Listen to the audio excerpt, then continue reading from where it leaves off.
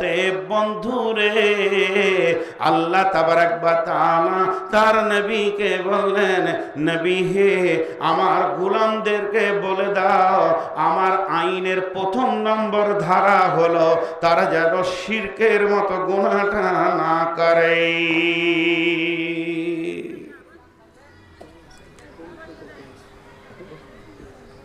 অনেকে তাবিজ লেয়,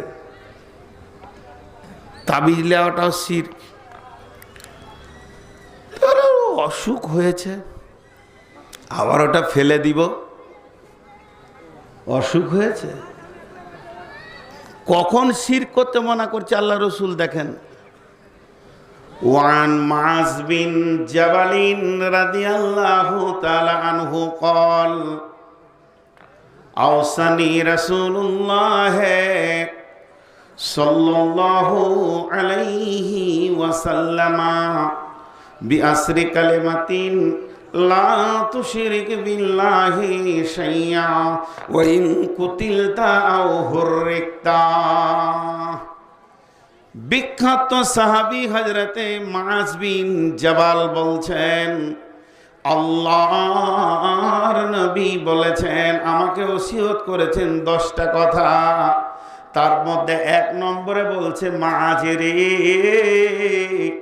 তোকে যদি জীবিত কেটে পিস পিস করে দেয়, জীবিত কেটে পিস পিস করে দেয়, কিংবা জীবিত তোর গায়ে আগুন লাগিয়ে পুড়িয়ে ছাই বানিয়ে দেয়, তুই ছাই হয়ে যাবি, তুই কেটে পিস হয়ে যাবি, তারপরও আল্লাহর সঙ্গে শিরিক করবি না।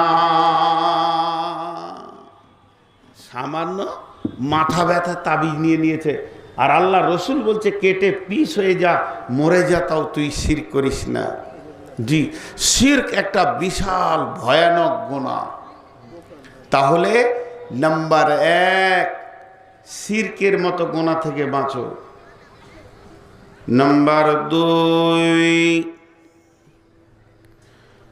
আল্লাহ রাব্বুল আলামিন বলছেন, ওয়াবিল ওয়ালিদাইনি ইহসানা। রে আমার গোলামের দল, নবী হে, তুমি আমার গোলামদেরকে বলে দাও তারা যেন মা বাপের সঙ্গে ভালো ব্যবহার করে, তাদের ব্যবহারে, তাদের আচরণে যেন মা বাপ কষ্ট না পায়। আল্লাহ তাবারাক ওয়া তাআলা সূরা বানী ইসরাঈলে বলেছেন, আর একজন হোক ইহদাহুমা আও কিলাহুমা ফালা তাকুল্লাহুমা উফফিন ওয়ালা তানহারহুমা ওয়া কুল্লাহুমা কাওলান কারীমা।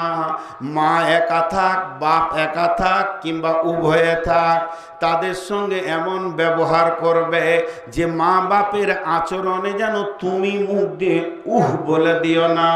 মা বলছে বেটা বাজার যা, পেছন থেকে বলছে বেটা যাস না, বস। 2 মিনিট পর বলছে না রে বেটা তোকে যেতে হবে। বাপ এসে বলছে কোথায় যাবি, তোকে কাজ আছে। হঠাৎ তুমি মুখ থেকে বলে দিলে উফ, এরকম করিও না।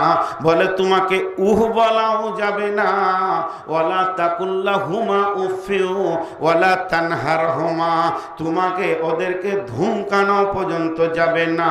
ওয়াকুল্লাহুমা কাওলান কারীমা, সব সময় তুমি সুন্দর করে করে তাদের কলিজা ঠান্ডা করার মতো কথা বলবে।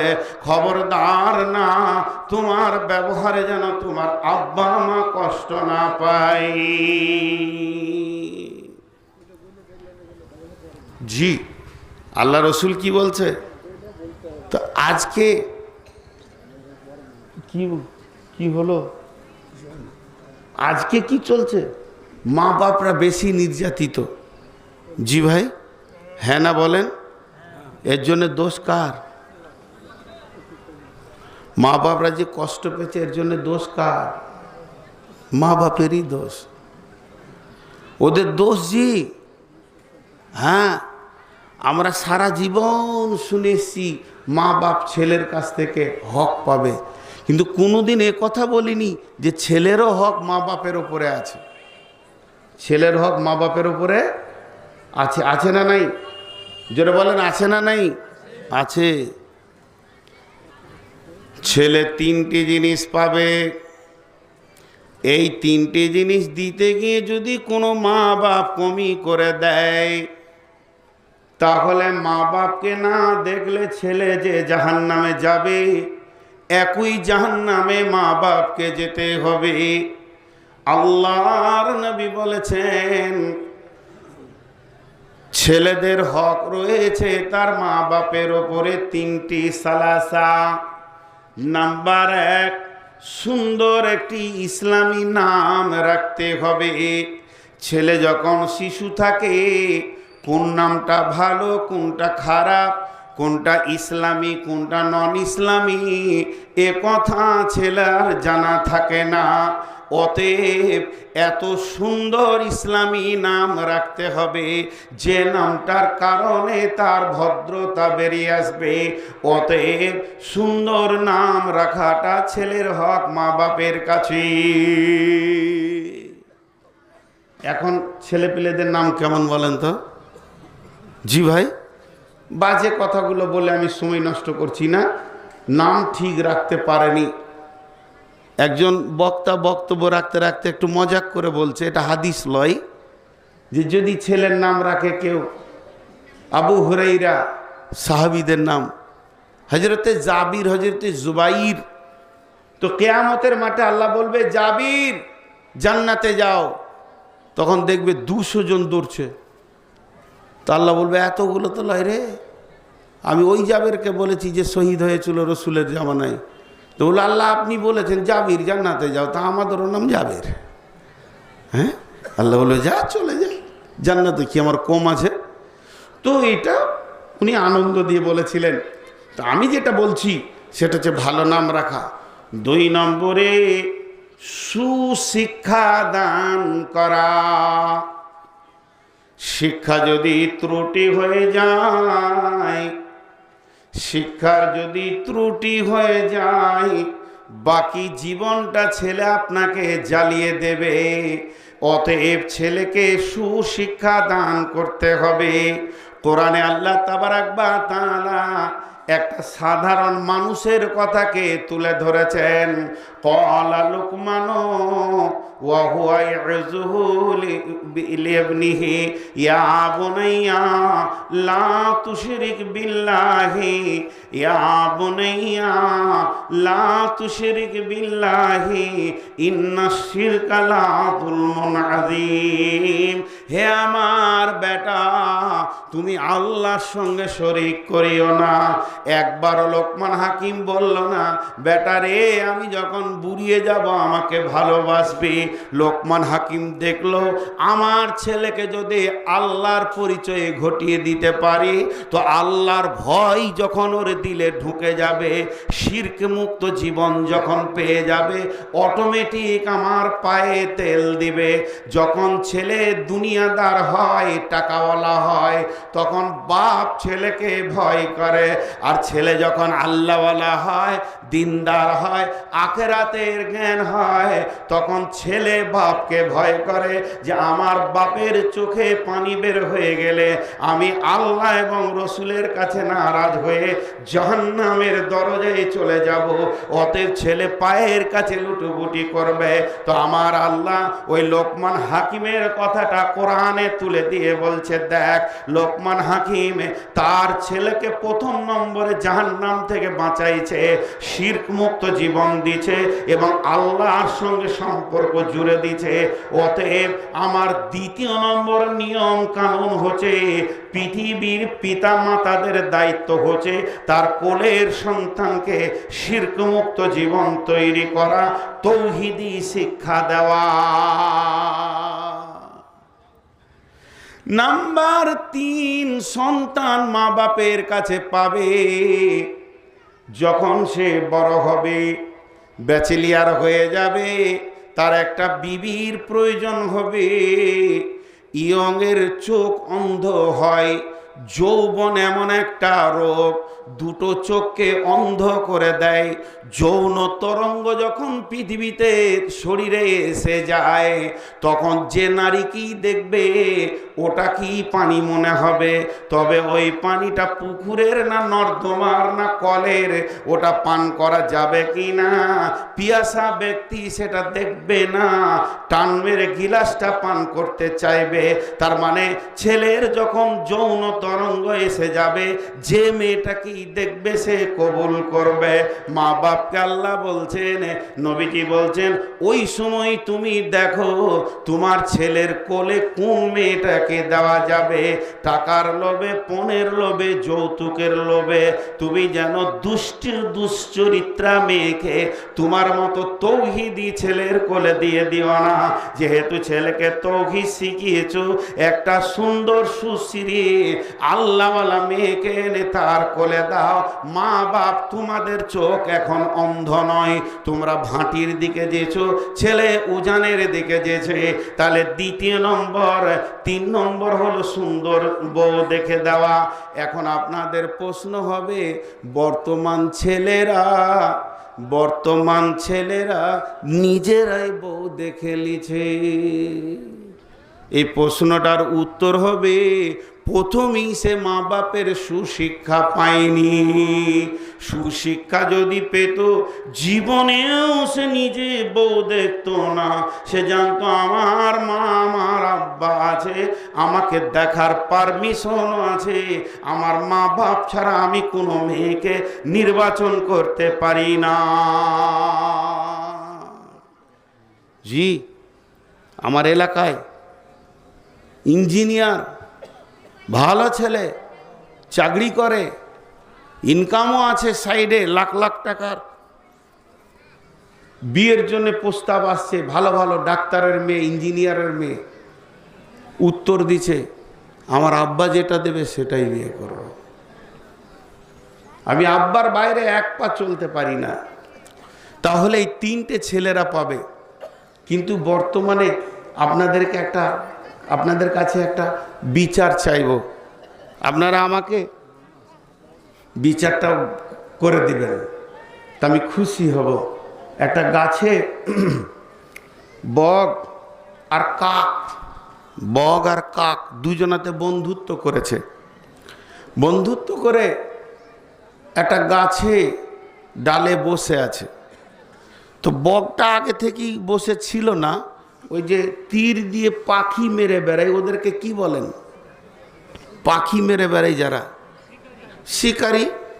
আমাদের দেশের শিকারিও বলে, পাক মারাও বলে। তো ওই জাতি গাছে গাছে গাছে গাছে পাখি খুঁজতে গিয়ে ক্লান্ত হয়ে একটা গাছের নিচে সে করে মাথাতে শুয়ে আছে।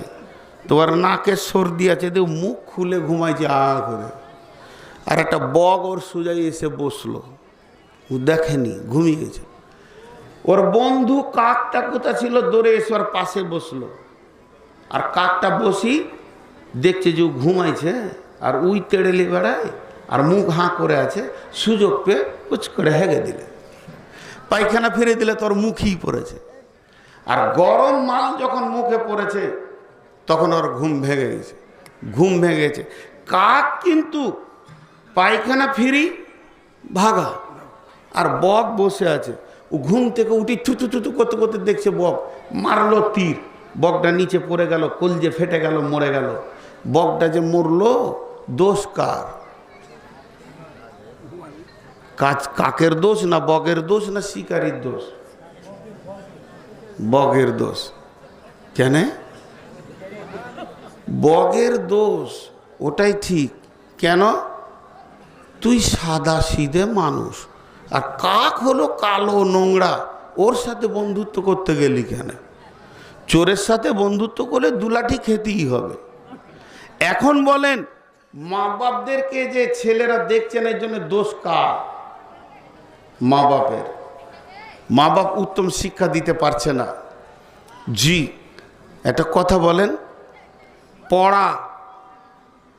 পড়া বলছি, সায়েন্স পড়া, ইংলিশ পড়া, বাংলা পড়া, আরবি পড়া, নামাজ পড়া, সব থেকে দামি কোনটা? নামাজ। সব থেকে দামি কোনটা? জি, মুখ খুলে না, এতগুলো পুরুষ আছে তো।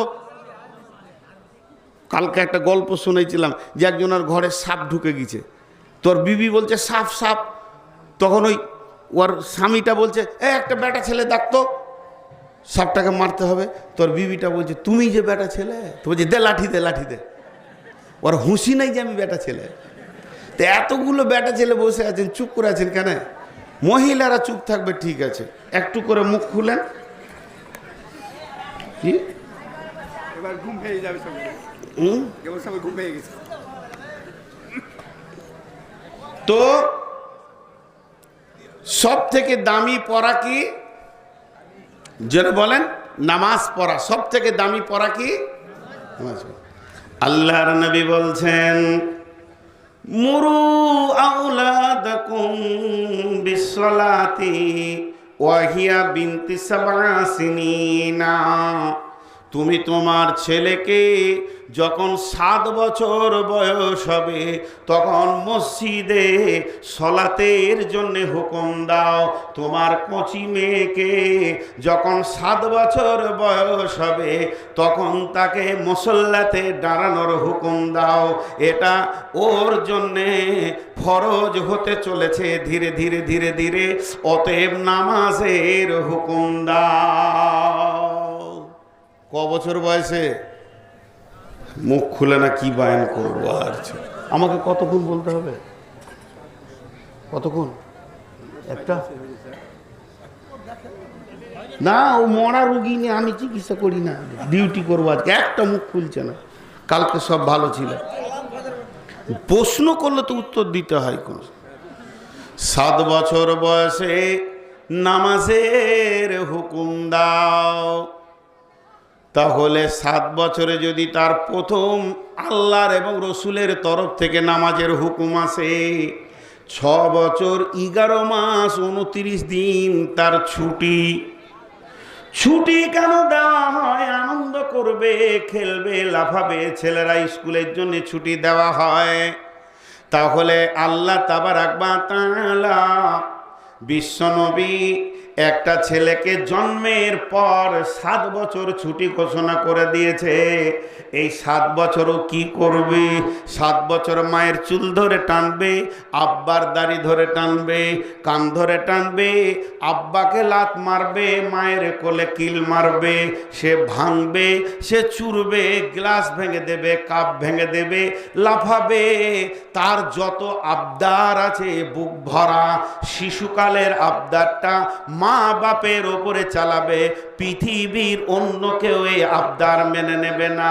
তখনই ঘুমাবে, তখনই খাবে, আবার মাকে জ্বলাবে, মায়ের কাছে কাঁদবে, মায়ের কাপড় ধরে টানবে।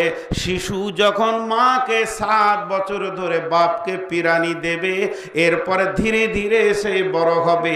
ওই শিশুটা বৃদ্ধকালে মা বাপের দিকে তাকাবে আর মনে মনে করবে হায় রে আমার মা, হায় রে আমার আব্বা। মা খেতে বসেছে, আমি এমন পেচ্ছাপ করেছিলাম 2-4 ফোঁটা ভাতেও চলে গেছে। মা থালা সরিয়ে দিয়ে আমাকে আগে ধুইয়েছে, আবার নতুন করে খাবার নিয়েছে। মাকে আমি পেটে কত কষ্ট দিয়েছি এগুলো বুঝবে আর দোয়া করবে ওয়াকুর রব্বে হামহুমা কামা রব্বায়ানি সগীরা। হে আমার রব, আমি শিশুকালে যত ত্রুটি করেছি আমার মা বাপের চোখে ত্রুটিটা পড়ে নাই। তাদের রহম এত ছিল, সেই ত্রুটিগুলোকে না দেখে মাফ করে দিয়েছে। হে আমার রব, আমি তাদের শিশু হয়ে হাত তুলেছি।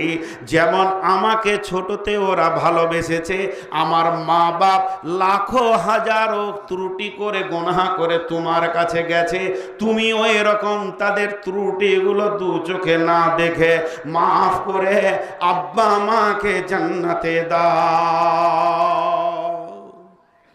মিলে গেল। ছোটকালে মা দেখেছে, বৃদ্ধকালে ছেলে দেখবে। পৃথিবীর যত প্রাণী আছে তাদের বাচ্চা 1 ঘন্টা 2 ঘন্টা পর হাঁটতে শুরু করে, আর মানুষ এত দামি, তার বাচ্চা 2 বছর পড়ে থাকে, কথা বলতে পারে না, হাঁটতে পারে না। কেন? যে ও 2 বছর 2.5 বছর মা বাপের খিদমত নিবে, পেশাব পায়খানা সাফ করবে, তবেই না ও যখন পেশাব করবে অসুখ হয়ে মরার আগে 2 বছর বিছানায় পড়ে থাকবে, তবেই তো ওই ছেলে ওর সাফ করবে। অল্টারনেট করছেন আল্লাহ। কিন্তু ঘটনা ঘটেছে কি, 3 বছরের ছেলে, তোর নাম কি রে? নাম ওয়ার ওসমান গানি। তো ওথমান, এখনো কথা ক্লিয়ার হচ্ছে না, ওথমান বলছে, আসলে ওর নাম ওসমান গানি। ওথমান গানি। এই 3 বছরের শিশু নাম সিধা করে বলতে পারছে না, ওই ছেলেটাকে ইংলিশ মিডিয়ামে ভরে দিয়েছে। ও ভাবছে ছেলেটা কালকে মনে হয় ডাক্তার হবে, দিয়ে জাল গাড়িতে যেছে, না মাকে পেছে না বাপকে পেছে, না মাকে পেছে না বাপকে পেছে, কোনো আবদার পেছে না, কিছুই লাই, ভাড়াটিয়া মা বাপের কাছে থাকছে টাকার বিনিময়ে। আর এরই কারণে বৃদ্ধাশ্রম এসেছে, কারণ তুমি শিশু অবস্থায় আমাকে তোমার কোল থেকে সরিয়েছ, বৃদ্ধ অবস্থায় এবার তুমি ক করছো, চলো দিয়া শিখা বৃদ্ধাশ্রমে, তুমিই তো আমাকে শিখিয়েছো। এর জন্য মা বাপকে উচিত শিক্ষা দিতে হবে। তাহলে আমার আল্লাহ 2 নম্বরে বলছেন অবিল ওয়ালিদাইনি ইহসানা, মা বাপের উপরে ইহসানি করতে হবে। কেউ যদি মা বাপের উপরে ইহসানি করে তার লাভ কি হবে?